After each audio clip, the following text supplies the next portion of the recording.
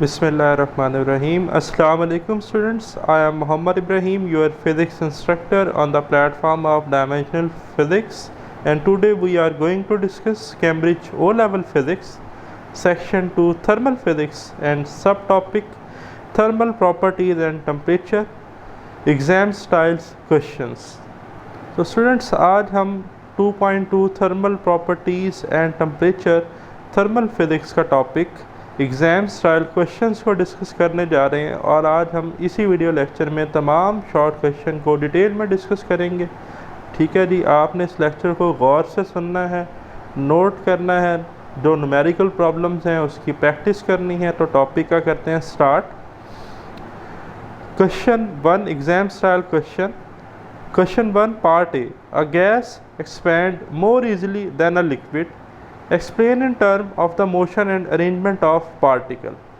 Students, a gas expands more easily than a liquid because its particles are far apart and move rapidly and have weak intermolecular forces as compared to solid or liquid, which allowing them to separate out freely.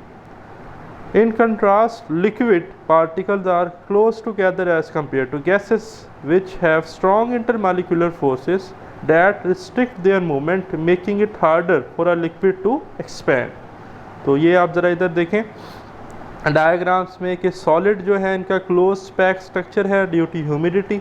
Liquid जो है इसमें intermolecular forces as compare to solid weak हैं, तो कुछ ना कुछ space है molecules के दरमियान। But as compare to gas, gas में पार्टिकल्स फ्रीली रैंडमली मूव कर रहे हैं, ठीक है, और इंटरमॉलिक्यूलर फोर्सेस लिक्विड और सॉलिड्स के कंपैरिजन में बहुत ही लो हैं, बहुत ज़्यादा वीक हैं, ठीक है। तो इसी वजह से गैसेस में एक्सपेंशन सबसे ज़्यादा होती है, लिक्विड में उससे कम और सॉलिड में सबसे कम, ठीक है जी। तो इस वजह से गैस जो है वो ईज़िली एक्सपैंड होती है एज़ कम्पेयर टू लिक्विड। तो क्वेश्चन 2 है जी, पार्ट बी है क्वेश्चन नंबर 1 का। Explain why the ends of railway lines are tapered and overlapped at joints. Students, ये हमने प्रीवियस वीडियो लेक्चर में डिटेल में डिस्कस भी किया थर्मल एक्सपेंशन के टॉपिक में। तो आंसर देखते हैं जी। The ends of railway lines are tapered and overlapped at the joints to accommodate the expansion and contraction of metal due to the temperature changes. Students, as metal rails heat up, they expand normally in summer, and when they cool down in winter, they contract. The tapered overlapping joints allow the rails to shift slightly without causing gaps or misalignment, ensuring a smoother and safe ride for trains and preventing damage to the tracks. ठीक है जी, तो ये आपको diagram में नज़र भी आ रहा है कि रेलवे ट्रैक्स में हम गैप्स रखते हैं क्योंकि गर्मियों के वक्त ये क्या होता है, मेटल एक्सपैंड होता है और विंटर में, सर्दियों में ये कॉन्ट्रैक्ट होता है, ठीक है। तो इनकी जो अलाइनमेंट है वो ख़राब ना हो और जो हमारी ट्रेन है वो इन ट्रैक्स पे स्मूथली चले, तो इसलिए हम ये गैप्स जो हैं वो रखते हैं रेलवे ट्रैक्स में। ओके, नेक्स्ट है question number 2। By metallic thermostat for use in an iron is shown in the figure 2.2.17। Students, हमने जो है बाई मेटालिक स्ट्रिक्स की एप्लीकेशन में जो है आयरन की जो हमारे पास एप्लीकेशन थी इसे डिटेल में डिस्कस किया। लिंक आपको मिल जाएगा डिस्क्रिप्शन में प्लेलिस्ट का, ठीक है। आप लेक्चर थर्मल एक्सपेंशन का सुन सकते हैं, मैंने बड़ी डिटेल में इसे एक्सप्लेन किया है इसकी पूरी कंस्ट्रक्शन को।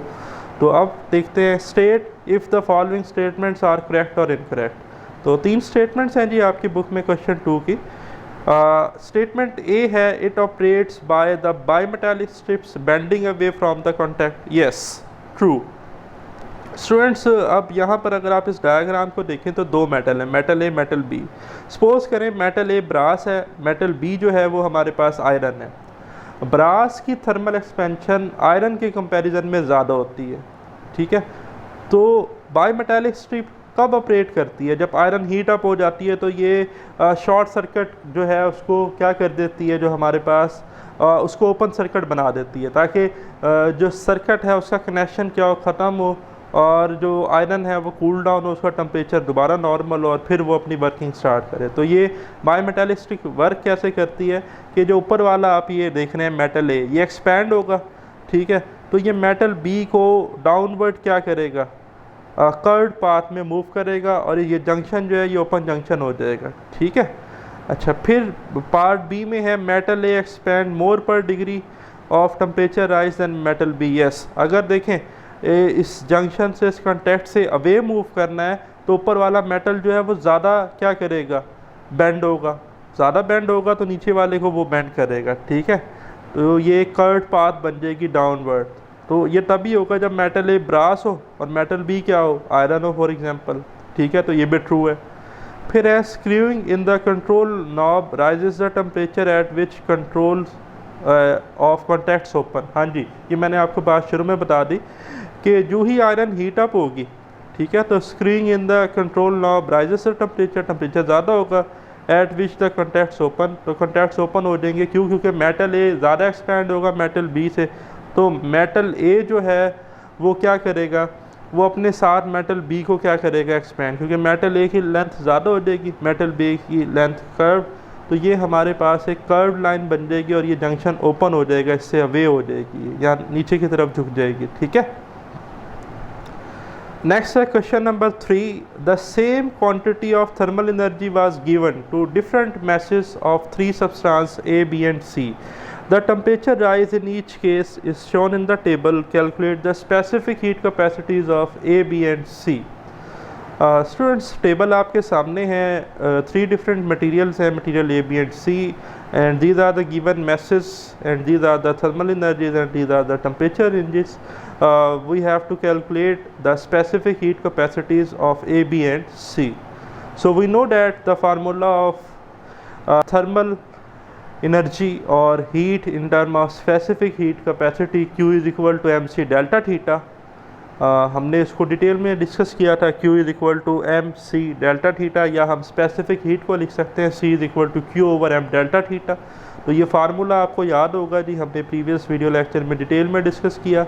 सो हम 1 by 1 जो है तमाम पैरामीटर्स की वैल्यूज़ पुट करेंगे और स्पेसिफिक हीट जो है वो कैलकुलेट करते जाएंगे। तो सबसे पहले टेबल की तरफ चलते हैं।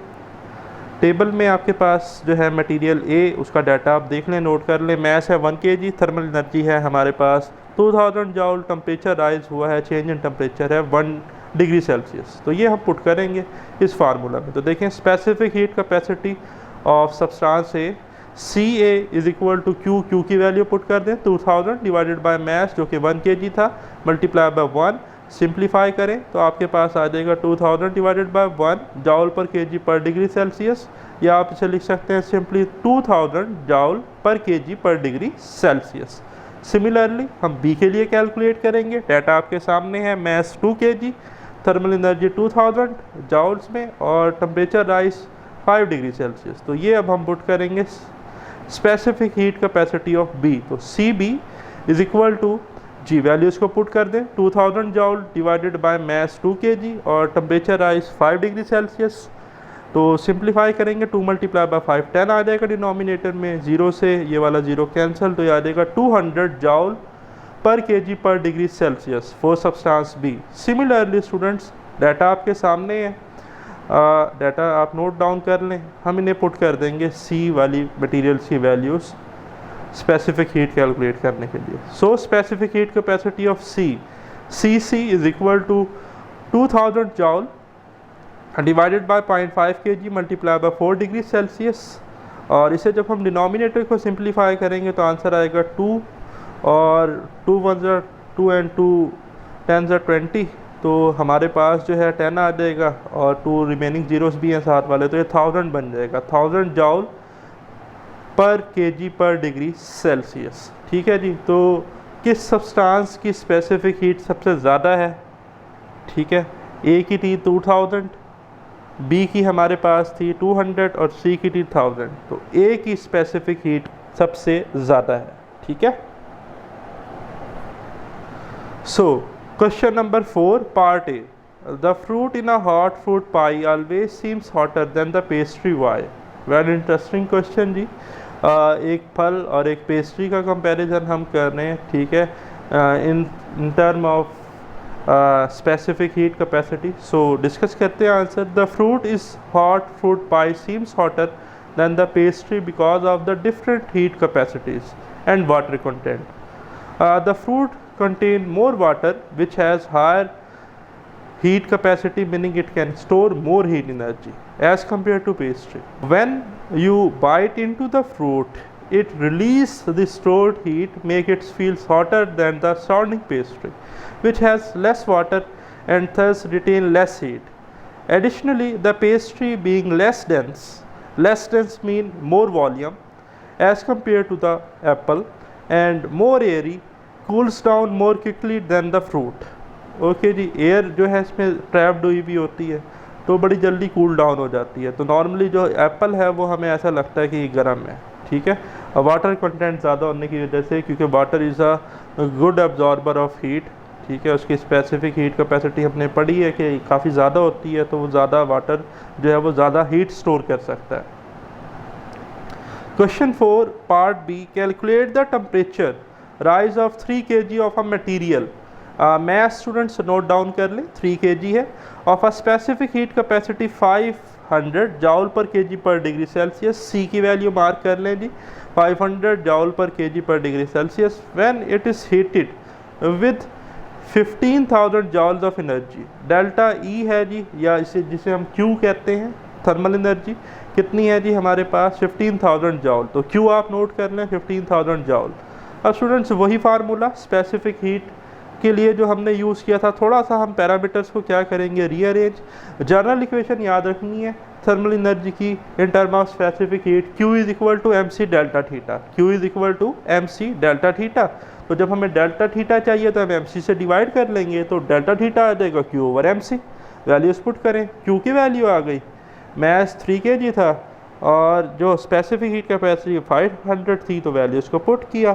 तो जब हम इसे सिंप्लीफाई करेंगे तो 15,000 डिवाइडेड बाय 1500, तो जब हम इसे सिंप्लीफाई कर लेंगे तो हमारे पास जो है डेल्टा थीटा टेम्परेचर चेंज आ जाएगा 10 degree Celsius. So the temperature rise is 10 degree Celsius. Okay, note down कर लें आप इसे।